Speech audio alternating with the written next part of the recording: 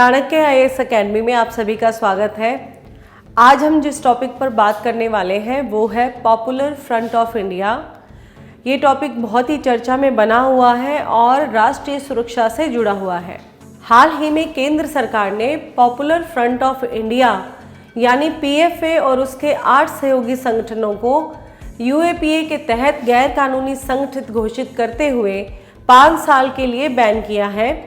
आतंकी फंडिंग व अन्य अवैध गतिविधियों में शामिल पाए जाने के बाद कट्टरपंथी इस्लामी संगठन पॉपुलर फ्रंट ऑफ इंडिया पर 5 साल का प्रतिबंध लगा दिया गया है। गृह मंत्रालय की ओर से इसके लिए अधिसूचना भी जारी कर दी गई है।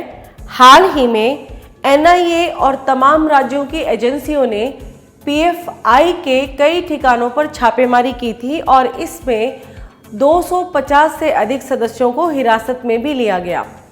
पिछले करीब 3 दशक में देश में बने ज़्यादातर मुस्लिम कट्टरपंथी संगठन दक्षिण भारत से ही निकले हैं। 2006 में बने पीएफआई की स्थापना भी केरल में ही हुई थी। अब हम बात करेंगे पीएफआई के बारे में। पॉपुलर फ्रंट ऑफ इंडिया यानी पीएफआई का गठन 17 फरवरी 2007 को हुआ था। ये संगठन दक्षिण भारत के 3 मुस्लिम संगठनों का विलय करके बना था। इनमें केरल का national democratic front, Karnataka forum of dignity और तमिलनाडु का मनीथा नीति पसराई शामिल थे। पीएफआई का दावा है कि इस वक्त देश के 23 राज्यों में यह संगठन सक्रिय है। देश में स्टूडेंट इस्लामिक मूवमेंट यानी सिमी पर बैन लगने के बाद पीएफआई का विस्तार तेजी से हुआ है। कर्नाटक, केरल जैसे दक्षिण भारतीय राज्यों में इस संगठन की काफ़ी पकड़ बताई जाती है। इसकी कई शाखाएं भी हैं। गठन के बाद से ही पीएफआई पर समाज विरोधी और देश विरोधी गतिविधियां करने के आरोप लगते रहे हैं। पीएफआई को फंड कैसे मिलता है? पिछले साल फरवरी में प्रवर्तन निदेशालय ने पीएफआई और इसकी student wing campus front of India के 5 सदस्यों को गिरफ्तार किया था और मनी लॉन्ड्रिंग के मामले में चार्जशीट दायर की थी।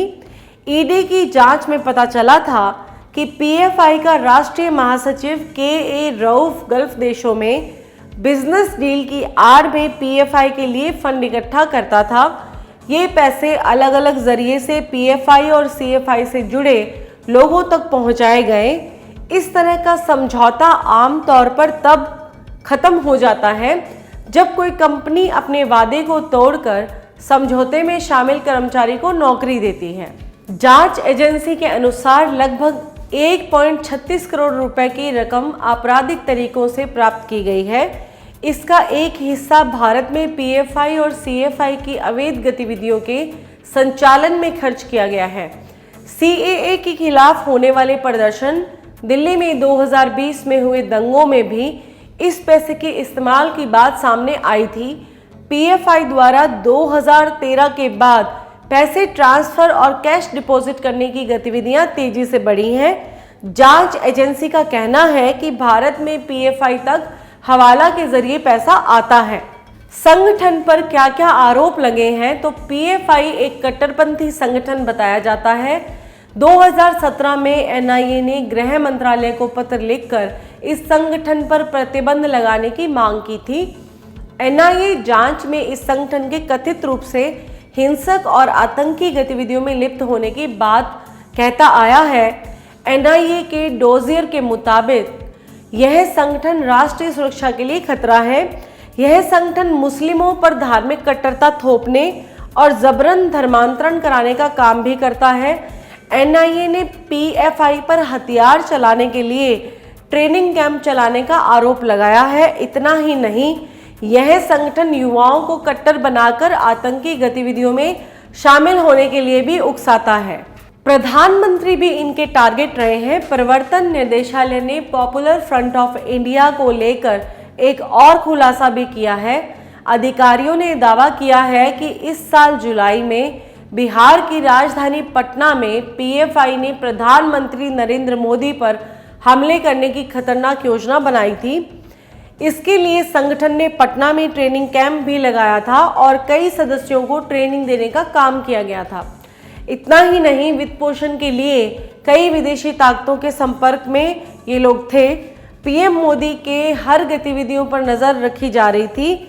मीडिया की रिपोर्ट के मुताबिक केवल पीएम मोदी पर ही हमले नहीं बल्कि पीएफआई अन्य हमलों के लिए भी टेरर मॉड्यूल तैयार कर रहा था।